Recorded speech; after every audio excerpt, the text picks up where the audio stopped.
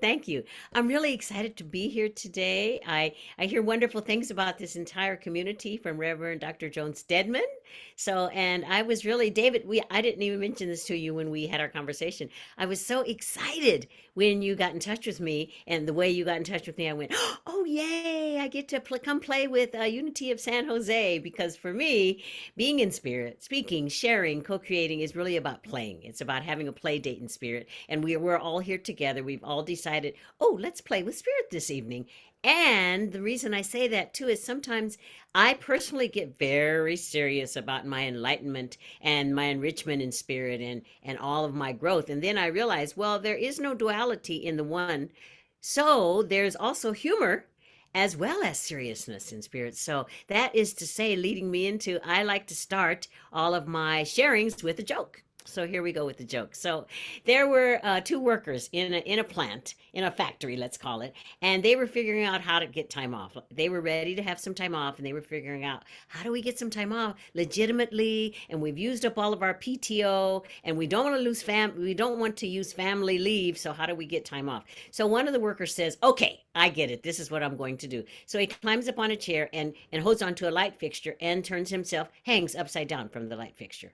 Well, so the people who are running the factory realize, this individual is having a special moment. And so they get him down and they say to him, "What's up with you?" And he says, "I am the light." And they say, "Okay, all right, we understand that may be true. However, we're going to let you go home. We're going to give you a little time off. We're going to let you go home." So he leaves, of course, with the big smile on his face. And after he leaves, another worker, the other worker, just sits down and sits still and won't work. And they say, "Okay, so what's up with you? Why won't you work?" And he said, "Well, I can't work in the dark. The light is gone." So that's just a little loosen us up joke, a little way to know that there is playfulness in spirit, and there is the wondrousness of spirit in, through, and as each one of us, and has like has been what has been mentioned already in this service is we are the light. We are the shining light of the Christ consciousness, each and every one of us. And sometimes that might be a challenge to accept, to understand, to be aware of, or just to go along with it, because we also have all chosen this wonderful experience we call humanness. And in our humanness, we are going along all the ups and downs and ins and outs of life. However, when I was thinking about this time of the year, and after David got in touch with me quite a while back, and I thought, so what is this really about? And each time when it's my opportunity to share, I just go within and ask Spirit, Spirit, what is it? What is mine to share? And what popped up is this title, this wonderful title, Glittering, Sparkling, Potent You. And when that popped up, of course, I thought, okay, Spirit, I'm not really quite clear what you want me to do with this or how this is going to work. And then it, of course, just flowed through me because each one of us is a phenomenal force. Each one of us is an emanation of the Most High. And so when these words showed up for me, the first thing I realized is, let's be clear together on what these words are about. And so I like to get a definition for the things that are being spoken of or the things that are being talked about. So the definitions I looked up and got from the Webster's is to glitter, which is a verb, to reflect light with brilliant luster. And to sparkle is to shine or glisten with glimmers of light. And then, of course, potent is powerful and mighty. Now we are in a time of year now. We were talking about it before the service got started. We're in the time of light and darkness. You know, we're in the time of year that there are so many celebrations of the light, and we do know that in times past, in ancient times, these light celebrations came about because there was so much darkness. It's winter. I don't know about where you all are. However, at my house up here in Oakland, it starts to get dark around 4:45. And in the morning, I think the sun doesn't come up until around 7. I'm not always looking outside at that time. However, so this is a time of really, besides it being a time of gestation, it is also a time of seeming darkness. So we have a lot of celebrations for the light. Of course, we have solstice, we have that celebration that you'll be having on December 21st, where we celebrate, the shortest day of the year. And then there is also the celebration that starts tomorrow, Hanukkah. We're on Hanukkah Eve here this evening, which is a celebration of the light and a celebration of so many more things. However, the main thing I want to say about Hanukkah is that the Hanukkah candle, the shamas, is the candle that lights all the other candles. And so that's just a little note to hold on to as we progress here together. And I'd like to say that we are co-creating here together. Yes, my lips are the ones moving and the words are coming out through my vocal cords. However, we are co-creating all here together. So thank you.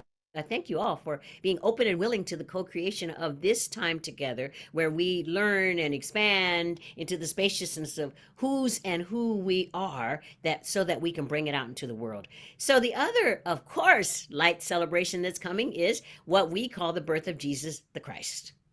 And I was listening to something this morning, and they were saying something that I already knew, but I thought, oh, that's worth repeating. That I hope we all know that Jesus the Christ was not born on December 25th. That's a day that was chosen by Christianity. I really don't know exactly what day it was chosen, when they chose it, how many hundreds of years ago.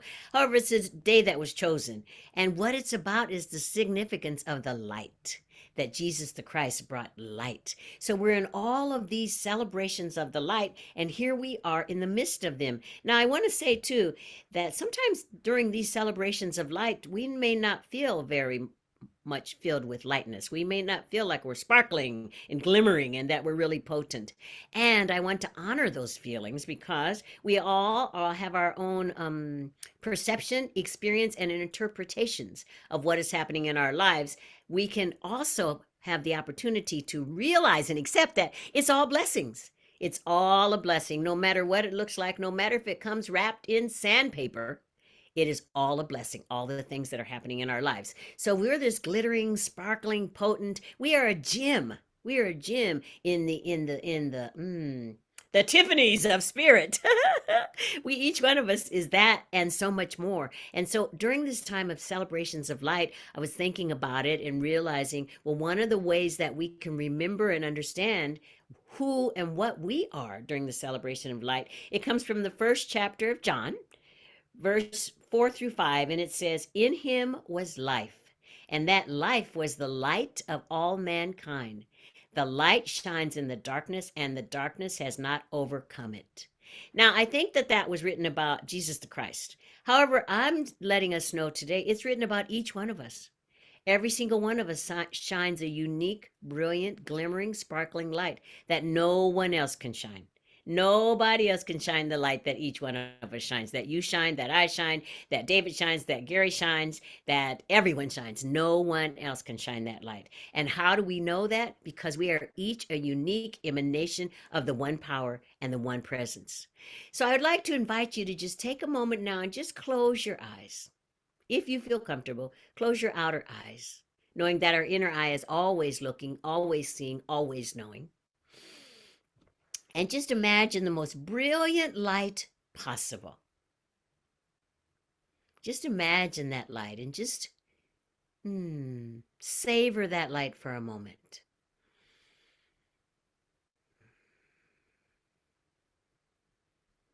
And as you're savoring that light, I want you to know, accept, and believe that the brilliance of this light is a reflection of the self of the divine within and as you and me and we and they.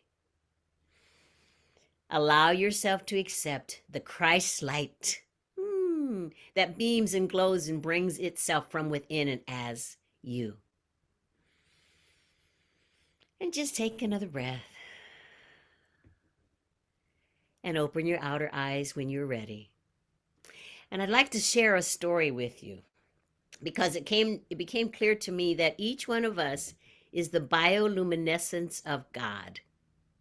You're probably thinking, whoa, Reverend Verona, what's this about? Well, there's a story about bioluminescence that I've come to know about, and some of you may know about it. This story about bioluminescence happened in 1954, and it was about James Lovell, who was a future Apollo 13 astronaut.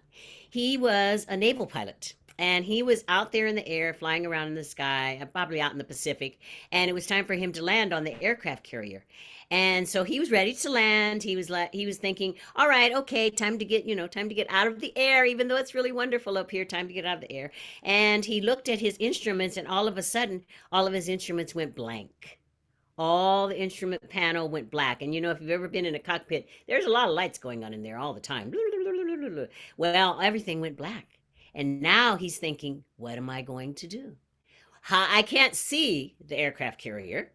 I am that far away from it that I can't see it, and I don't have my radar, I don't have any of my instruments or anything like that. And so he allowed himself to know in faith that there was going to be some way that he would find the aircraft carrier. You know how they say there is a way. Spirit makes a way when there is no way, when there seems to be no way. So he allowed himself to be in the presence of that knowingness, that trust, that faith. And I would like to believe that he also allowed himself to know that the light of spirit was within him. That even though the light that he could see with his eyes on his control panel there in the cockpit, he couldn't see, but that the light of spirit shines its brilliance within, through, and as him. So he allowed himself to be still for a moment and just be in this place of knowingness. And as he was doing this, all of the sudden, he looked out, and on the ocean, he saw a line of bright light. A line of bright light that went right in front of him and ahead of him. Now, what this was it was the bioluminescence that was made by the coral and the plankton and all of the animals in the ocean. That in the wake of his aircraft carrier, the bioluminescence of these animals showed up. Now, this really is, like, to me, so awesome, because I really wasn't aware that there were animals in the ocean that are bioluminescent. However, that all the animals that were bioluminescent in the ocean, they lit up because of the wake of his aircraft carrier. And lo and behold, he was able to land his plane, land his jet on the aircraft carrier by following the trail of the lights from the bioluminescent ocean creatures. So that just, I mean, it just stuns me. Yet it's always wonderful, isn't it, when we are partake in the miraculous activities of the divine. However, when we can also allow ourselves to be in a place of awesomeness about it, to really understand and know that this is going on all the time. That the James Lovell that was going to go on to be a very famous and very important Apollo 13 astronaut, was led and guided by this, that it was already done, complete in the divine matrix. It was already happening. So I say all that to explain that each one of us, each one of us is the bioluminescence of spirit. And to be that bioluminescence, we must be glittering, sparkling, and get to know that we are mighty, that the might and the majesty of the one power, the life force itself, can only make itself known here on the planet by taking form in, through, and as each one of us. Consciousness is everywhere present. It's infinite, it's eternal, it is everywhere present. It is the vibration of the planets, the galaxies, and the cosmos. However, it can only make itself known. It can only make itself seen and heard and palpable by coming into the form that I call me, that you call you, that I call Austin, that I call David, that I call Tana, that I call Gary Lynn Floyd, that I call every one of us, that we use these human names for ourselves. So the thing that I want to remind us of is Reverend Michael Beckwith says this, that sometimes we get caught up in thinking that we think about our exterior. We just look at what we can see on the Zoom screen, or what we can see in the mirror, or what we can see, when we conceptualize ourselves. We may become just stuck in that, just caught up in it, that we're like the lampshade. However, we are not the lampshade. We are the light itself. We are the sparkling, glittering light of spirit itself. We are the ones. We are the luminosity of the divine right here and right now. And we are the light that moves through and as the world, as ourselves. I think of myself as a younger African American woman. However, what I really am is the light of spirit walking through the world. And to be the light of spirit walking through the world, I get an opportunity to believe in this truth. to know this truth, to embody this truth, to embrace this truth, to absolutely be this truth. So, referring back to our definitions from the top of our time here together, so we are glittering. That's what I said, glittering, sparkling, potent you. So, glittering, once again, to reflect light with brilliant luster. And how can we get to be glittering? Be only you. Be uniquely and specifically and wonderfully who and what you are. Be you, because as I said, each of us is a unique blueprint of the divine. However, someone else can't be your blueprint. If you've ever had a house built, I have at one time quite a while ago. The blueprint is the blueprint is the blueprint, and no one else can be that blueprint. So for the glittering part, you get to be. We each get to be only what we are, whose we are, and stay in the present moment of the now of what we are.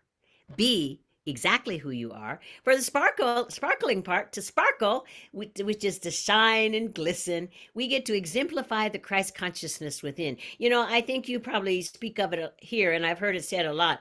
Jesus the Christ was not an exception. Even though we read a lot of things, we learn a lot of things, Jesus was not the exception. Jesus the Christ was the example, because each one of us is filled to overflowing from the tips of our toes to the top of our head with the Christ consciousness. So we get to exemplify the Christ within. And as far as being potent, we are already powerful and mighty and potent. However, the best way to make that happen or to remember that is to own our oneness. Own your oneness. Accept our oneness. Know that we are one in spirit, that we are the one. It's often said, we are the ones that we've been waiting for. Well, the way we get to be the ones that we have been waiting for is to own our oneness. Yes, I am a child of the King, Queen. Yes, I am made in the image and likeness of Spirit itself. And that is the I am that I am. So you're probably thinking, okay, Reverend Verona, this sounds good. You're laying it out really well for us here. However, in the humanness that we are, I am a spiritual being. However, I'm having this human experience. So what exactly in what exact ways can I participate in this? So I have a few ways, just 3 ways that we can make ourselves understand and know that we are the light that comes from the darkness when our intentions are acted upon. Each one of us, is the light that emerges from the darkness when our intentions are acted upon. And the first way that we get to do this is we get to watch our words and thoughts and beliefs. Just watch them. I didn't say condemn them. I don't mean judge them. I just mean watch them. Be in that place of Eckhart Tolle, I think it is, when in his book, when he speaks about the now, I think it's him, talks about being in the witness mentality. Just watch. Just witness and watch. Just watch what's flowing through. No judgment. Allow yourself to compassionately watch your words, your thoughts, your beliefs. Give that gift of the unconditional love of spirit for itself, of itself, as in through you. The second way we get to be in the practicalness of all of this is pray. And I know you're probably thinking, oh, yeah, sure.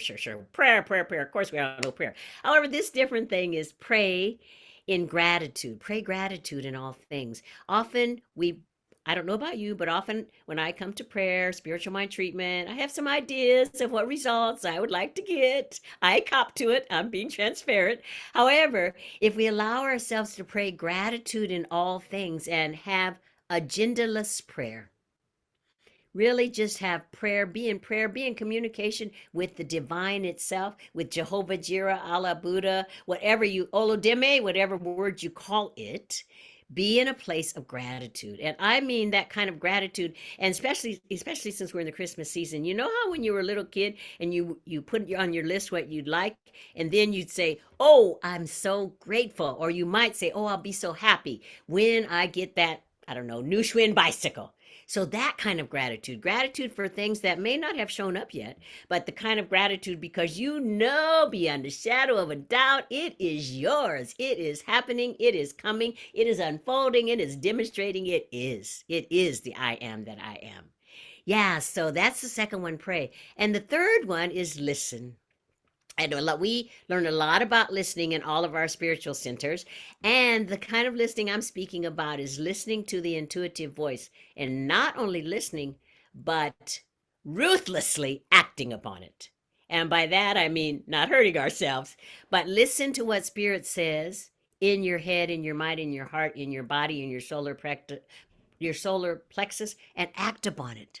Actually do or be what spirit tells you.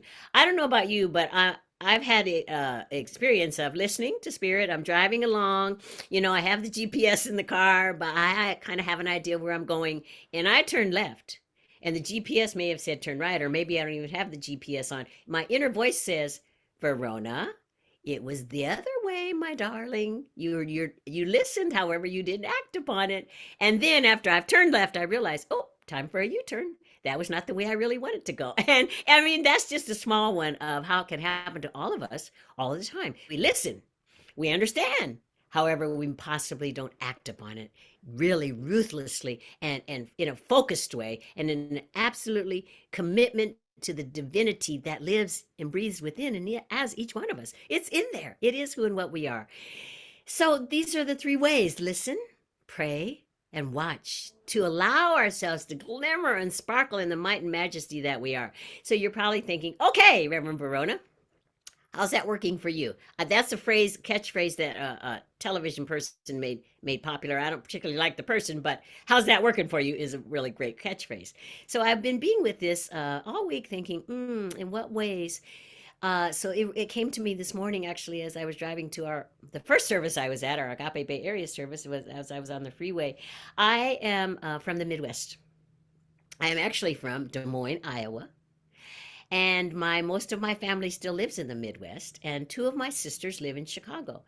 These two sisters of mine, about a year ago, had a disagreement about some familial conversation that went on, and they decided to stop speaking to each other. Now, I am from a family of 5 siblings. However, 3 of us are on this side of the veil. 2 are already on the other side of the veil. So there's the 3 of us that you might say left here on this side of the veil.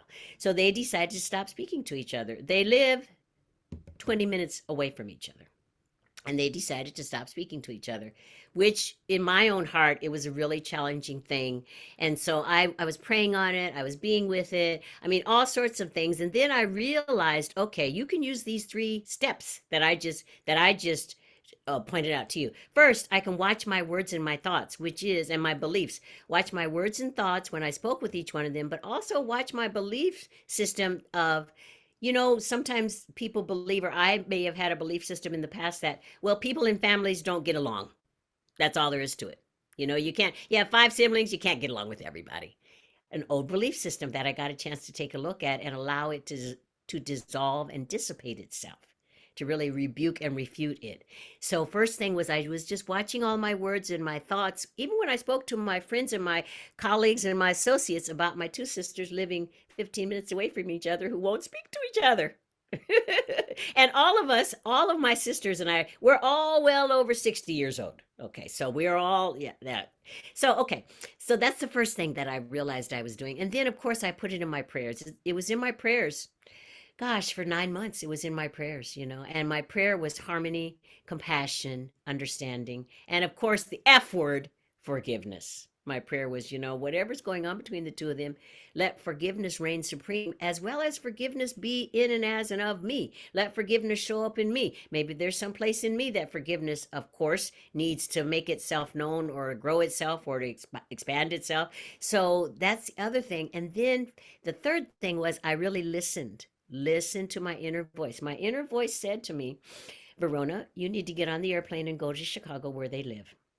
Now, I didn't want to go to Chicago. Okay. I lived in Chicago for 11 years and then I moved to California and I just didn't want to go to Chicago. There's about a gazillion other places on the planet I wanted to go.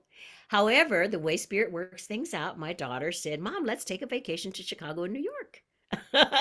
So I said, okay, Spirit, all right. I got you, Spirit. You're right. You put it in me. And now it's happening. So I listened to the intuitive voice, committed in a committed way, and ruthlessly acted upon it. So when I get to Chicago, I'm there, I'm doing a bunch of other things.